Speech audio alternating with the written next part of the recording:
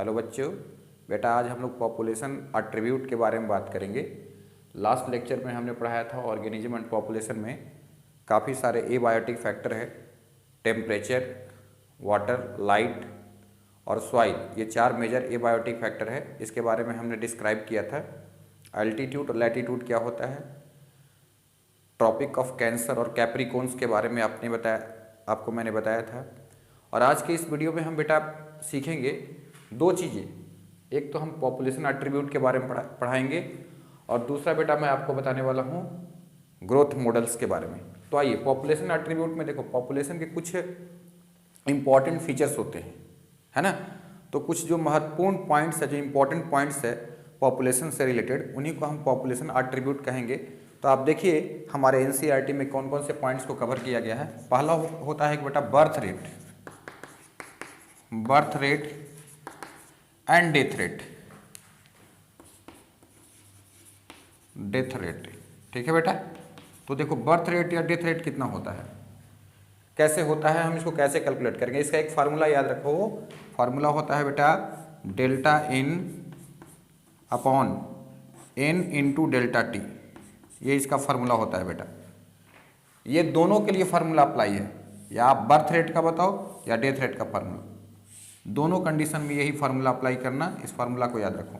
Delta N का मतलब क्या होता है, number of change in population, और ये बेटा ओरिजिनल पॉपुलेशन है। जैसे कि मैं एक एग्जांपल के लेकर के समझाता हूँ कि मान लो हमारे पास पिछले ईयर हमने किसी तालाब में या कोई एक्वेटिक इकोसिस्टम में हमने देखा 20 लोटस के प्लांट थे, लेकिन नेक्स्ट ईयर हमने देखा बेटा तो 8 नए लोटस के प्लांट और भी ऐड हो चुके हैं, 28 हो चुका है। तो हमने बर्थ रेट या डेथ रेट कैसे निकालते, बर्थ रेट हम यहाँ पे देखेंगे तो 8 डिवाइडेड बाई 20, ये कितना आएगा बेटा 0.4, है कि नहीं। और अगर मान लो कि 20 लोटस था, 8 लोटस उसमें से डेथ कर गया, तो भी हमारा यही वैल्यू आएगा बेटा। जो बर्थ होता है या डेथ होता है उसको डिवाइड करते हैं इनिशियल पॉपुलेशन से, ठीक है। और delta N change in population, N हो गया आपका बेटा इनिशियल पॉपुलेशन, और ये यूनिटी होता है, इसका वैल्यू हम हमेशा 1 रखते हैं, ठीक है, क्योंकि पर यूनिट टाइम में हम लेंगे ना उसको। तो ये तो हमारा पहला एट्रीब्यूट हो गया बर्थ रेट या डेथ रेट। किसी भी पॉपुलेशन का बेटा बर्थ रेट और डेथ रेट ही हो सकता है। किसी इंडिविजुअल का बर्थ या डेथ होता है, लेकिन पॉपुलेशन ऐसा थोड़ी है कि ह्यूमन पॉपुलेशन पूरा का पूरा ह्यूमन पॉपुलेशन डेथ कर जाएगा एक ही बार, है ना। तो बर्थ रेट या डेथ रेट होता है। दूसरी बात हम बात करेंगे बेटा एज डिस्ट्रीब्यूशन के बारे में बात करेंगे, ठीक है। दूसरा हम बात किसके बारे में करेंगे बच्चों, तो सेकंड पॉइंट होगा हमारा एज डिस्ट्रीब्यूशन, ठीक है बेटा। एज डिस्ट्रीब्यूशन की बात करेंगे। एज डिस्ट्रीब्यूशन में हम लोगों ने क्या किया है कि ह्यूमन पॉपुलेशन को 3 ग्रुप में बांटा हुआ है, ठीक है। एक होता है प्री रिप्रोडक्टिव,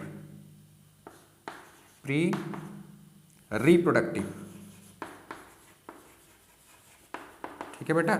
एक होता है रिप्रोडक्टिव, और दूसरा लास्ट होता है बेटा पोस्ट रिप्रोडक्टिव।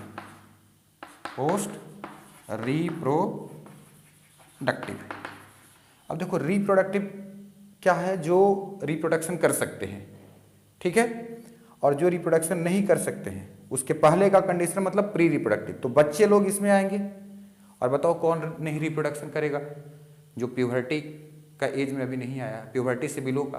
तो जनरली हम मान लेते हैं कि 15 ईयर से जो कम के बच्चे हैं उनको हम प्यूबर्टी के एज में रखते हैं, और जो 15 साल से बेटा 45 ईयर के रेंज में आते हैं उनको हम रिप्रोडक्टिव में रखते हैं, और 45 ईयर से ऊपर के लोग जो होते हैं उनको हम पोस्ट, क्योंकि 45 ईयर के बाद तो मेनोपॉज लग जाता है फीमेल में, तो फीमेल इनफर्टाइल हो गई, तो मेल उसके साथ अगर कॉपुलेशन करता भी है, सेक्सुअल इंटरकोर्स करता भी है, तो भी वो रिप्रोडक्शन तो कर नहीं सकता, बच्चा तो पैदा कर नहीं सकता। समझ पा रहे हो क्या। तो ये 3 कैटेगरी है पॉपुलेशन का बेटा, है ना। 3 टाइप के मतलब एज डिस्ट्रीब्यूशन किया हमने एज के आधार पे, ओके। अब इसी के आधार पे हम पिरामिड बनाएंगे। अगर देखो बेटा सबसे ज़्यादा, है ना, किसकी संख्या हो, नंबर देखो मैं सबसे नीचे क्या बना रहा हूँ, प्री रिप्रोडक्टिव। उससे कम कौन है बेटा, उससे कम किसकी संख्या हो, रिप्रोडक्टिव का। और उससे भी कम किसकी संख्या हो, सबसे कम किसकी संख्या हो, पोस्ट रिप्रोडक्टिव का। तो ये कैसा बनेगा बेटा ग्राफ, ये कुछ ऐसा बन जाएगा, ट्राईएंगुलर ग्राफ बन जाएगा। ठीक है, तो यहाँ पे बच्चों की संख्या ज़्यादा है, बताओ उस देश की आबादी बढ़ेगी या घटेगी? जाहिर सी बात है बेटा, उस देश की आबादी बढ़ेगी ना, तो इसे हम एक्सपेंडिंग पॉपुलेशन बोलते हैं, एक्सपेंडिंग, इसको ग्राफ बोलेंगे, है ना। इस एज डिस्ट्रीब्यूशन के आधार पे आप क्या बनाते हो, आप एज का पिरामिड बनाते हो। क्या बनाते हो बेटा, एज पिरामिड बनाते हो। ठीक है, तो ये कैसा पिरामिड बना, जो एक्सपेंडिंग है वो आपका बना ट्राईएंगुलर। कैसा बना बेटा, ट्राईएंगुलर बना।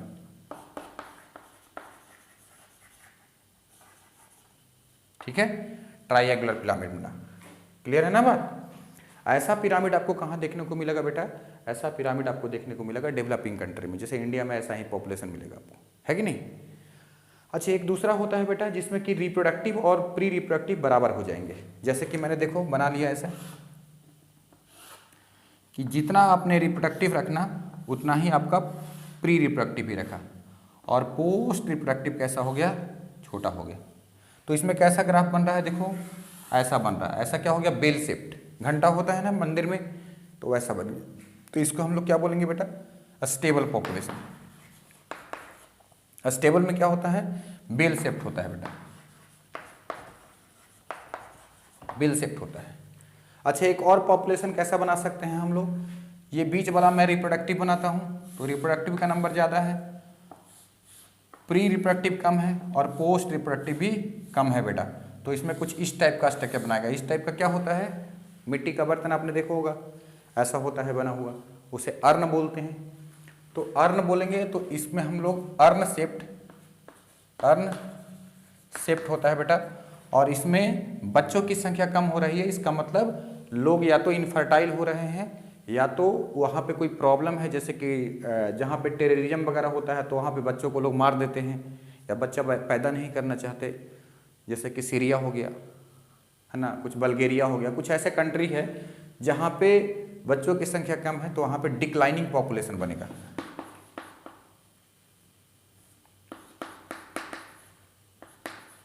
ठीक है, तो ये तीन तरह के ग्राफ आपको समझना चाहिए। जो ये तीनों जो है बेटा, ये तीनों पिरामिड हैं, इनको हम एज पिरामिड बोलते हैं। एक्सपेंडिंग और स्टेबल हो गया, और ये डिक्लाइनिंग पिरामिड्स हो गया। तीन तरह के पिरामिड्स आपके एनसीईआरटी में दिखाए गए हैं।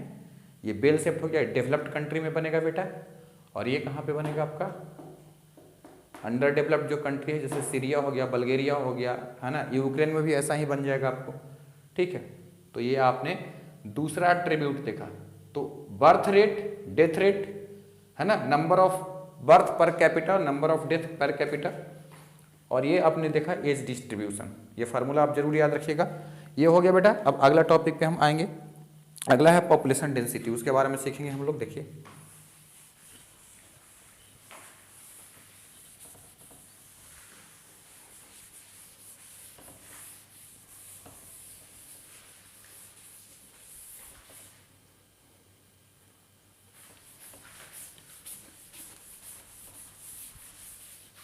तो दो पॉपुलेशन एट्रीब्यूट तक हमने बात किया, पॉपुलेशन से रिलेटेड दो इंपॉर्टेंट पॉइंट्स हमने कवर किया। अभी तीसरा पॉइंट हम बताने जा रहे हैं पॉपुलेशन डेंसिटी, है ना, पॉपुलेशन डेंसिटी। देखो पॉपुलेशन का जो डेंसिटी है उसको बेटा कई तरीके से मेजर किया जा सकता है। हम नंबर के फॉर्म में भी मेजर कर सकते हैं, ठीक है। दूसरा हम बायोमास के फॉर्म में मेजर कर सकते हैं, ठीक है। तीसरा कौन सा मेथड होता है, रिलेटिव मेथड होता है, relative density method, relative density method होता है बेटा। फोर्थ जो होता है वो इनडायरेक्ट मेथड है, इनडायरेक्ट मेथड, ठीक है। तो ये कुछ मेथड्स है जिसके द्वारा हम लोग पॉपुलेशन डेंसिटी को फाइंड आउट कर सकते हैं। अब सबसे एप्रोप्रिएट, मोस्ट एप्रोप्रिएट कौन सा मेथड है, तो पॉपुलेशन के आधार पे अगर आपसे क्वेश्चन पूछेगा कि सबसे जो सटीक मेथड है पॉपुलेशन डेंसिटी को फाइंड आउट करने का। वो कौन सा मेथड है? तो उसे हम बोलते हैं नंबर मेथड। नंबर मेथड में क्या करेंगे, हम इंडिविजुअल के नंबर्स को काउंट करेंगे, ठीक है, और डायरेक्टली काउंट किया। जैसे मान लो कि हमने बोला कि किसी क्लासरूम में कितने बच्चे बैठे हुए हैं, तो आप डायरेक्ट काउंट कर लोगे, है कि नहीं? जितना बच्चा बैठा हुआ तो वो डायरेक्ट है। बायोमास मैंने बोला कि कल्चर मीडियम है। अब कल्चर मीडियम में इतना थोड़ा सा दही ले लो और उस दही में कितने सारे बैक्टीरिया है, लैक्टोबैसिलस, ये काउंट करना पॉसिबल है क्या? तो हम वहाँ पे क्या करते हैं, बायोमास के फॉर्म में मेजर करते हैं। थोड़ा सा दही लेंगे, उसमें हम उसका बायोमास देखेंगे, उसके हिसाब से एस्टिमेट कर सकते हैं। आप मान लो कि एक एग्जाम्पल देकर के एनसीईआरटी समझाई है कि बहुत सारे पार्थेनियम प्लांट हैं, 200-300 अगर मान लो पार्थेनियम के पौधे हैं और एक बनियान ट्री है, तो अब काउंटिंग करना सही है क्या वहाँ पे? नहीं ना। तो ऐसे केस में हम क्या करेंगे, बायोमास को मेजर करेंगे। तो बायोमास के पॉइंट ऑफ व्यू से देखोगे तो सिंगल बनियान ट्री, वहाँ पे जितने भी पार्थेनियम प्लांट है उसका बायोमास सिंगल बनियान ट्री का ज़्यादा हो जाएगा। इसका मतलब उसका बायोमास ज़्यादा है, पॉपुलेशन डेंसिटी ज़्यादा है। एक रिलेटिव डेंसिटी होता है। जैसे मान लो रिवर है, उस रिवर में बहुत सारे मछलियाँ हैं। अब तुमसे बोला कि बताओ इसमें रोहू मछली कितने हैं, कोई एक पर्टिकुलर फिश, तो एक पर्टिकुलर एरिया में हम काउंट कर लेंगे कि कितने टोटल मछली आ रहे हैं। पर्टिकुलर एरिया में हम बाउंड्री लगा दिए, ठीक है, और उस छोटे से एरिया में हमने देखा कि कितने टोटल मछली आ रहे हैं, फिशेस। अब उसमें रोहू मछली कितना है, तो हम रोहू मछली का नंबर को काउंट करेंगे, उसको डिवाइड करेंगे total number of fishes of all the species. ये रिलेटिव डेंसिटी मेथड होता है ना। अब उसके हिसाब से हम बता सकते हैं कि इसमें इतना फिश होगा। ओके। इनडायरेक्ट मेथड में क्या होता है बेटा, जैसे कि अगर आप सेंसस वगैरह होता है, टाइगर सेंसस वगैरह आपने देखा होगा, तो उसमें क्या करते हैं लोग, पग मार्क्स, पैरों के निशान को काउंट देख लेते हैं, काउंट कर लेते हैं। जो पैर का निशान है, टाइगर का पैर का निशान है, उसको काउंट कर लेते हैं लोग और उससे में एक एवरेज एस्टिमेट लगाते हैं।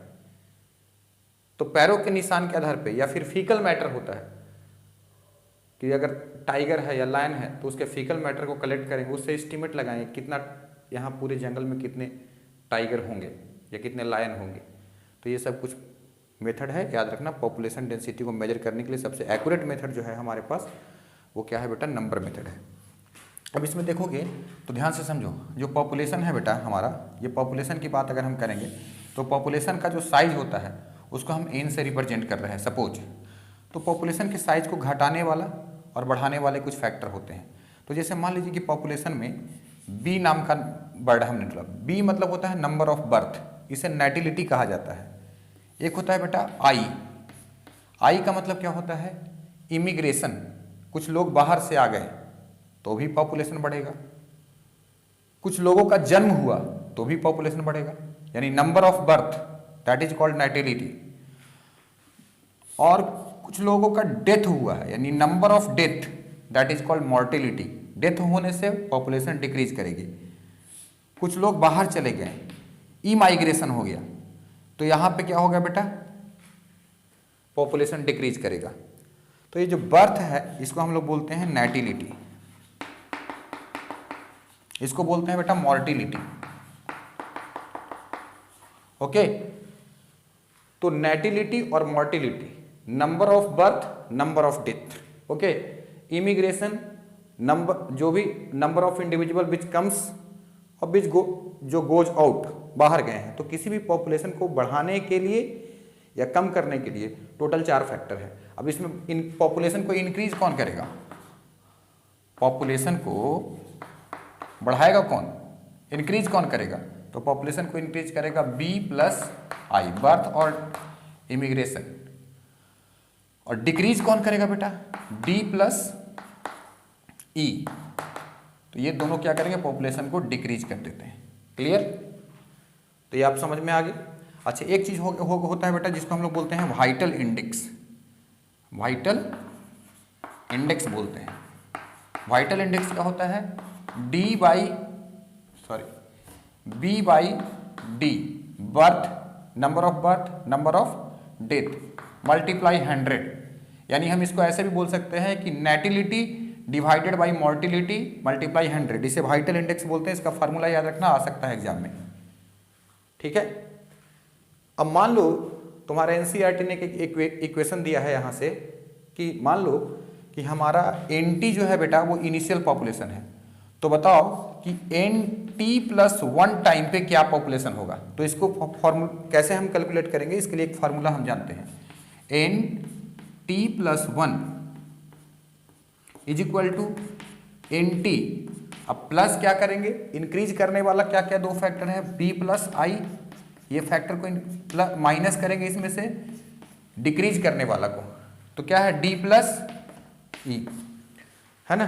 तो ये एक पॉपुलेशन को फाइंड आउट करने का तरीका है कि पॉपुलेशन कितना होगा, पॉपुलेशन डेंसिटी कितना होगा, किसी भी इनिशियल टाइम में क्या पॉपुलेशन है, नेटिलिटी, इमिग्रेशन, मॉर्टिलिटी, इमिग्रेशन, अगर ये सारे वैल्यूज दिए गए हैं तो आप निकाल सकते हैं कितना पॉपुलेशन में इंक्रीमेंट हुआ है।